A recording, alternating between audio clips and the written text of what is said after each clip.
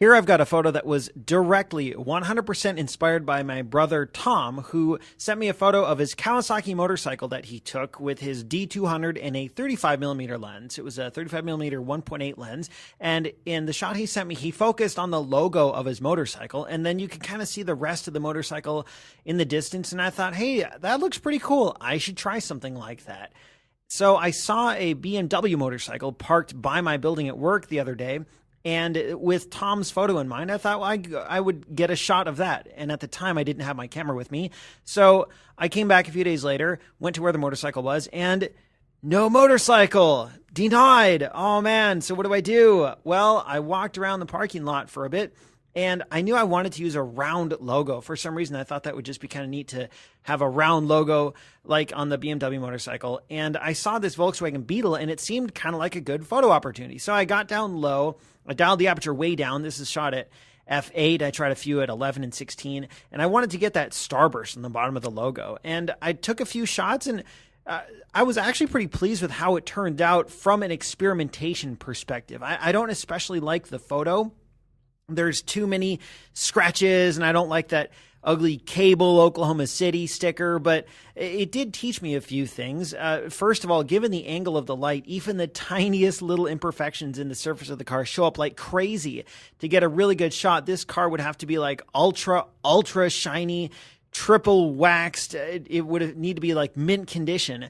And it kind of, this 2-minute experiment gave me a new appreciation for car photographers as well as people who are really good at Photoshop, because you could just remove a lot of this in Photoshop, but I don't like to do crazy adjusting to the image.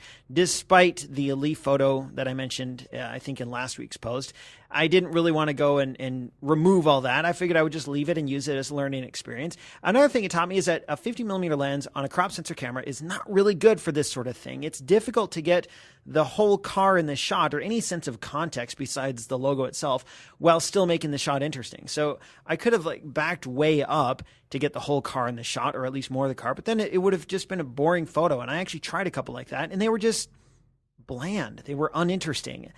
Here, you've got a clear focal point. It's more interesting. You don't really have a sense of what's going on in the larger context, but you know it's a Volkswagen, and you can see the sloping back portion of the car and that red taillight. So it's, even though you don't see the car, I think this close-up photo does give you more interesting things to look at than if you were to back up and see the whole car.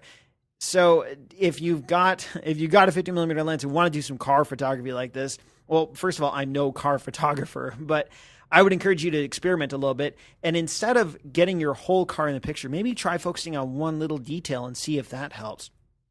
I would like to play around with this idea a little more, and it probably would work better on a motorcycle. So maybe the next time I see my brother Tom, I'll ask if I can try a similar thing on his motorcycle. And the lesson here is it's helpful to look to other photographers for inspiration.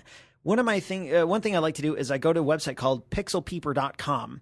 It's just pixelpeeper.com as it sounds.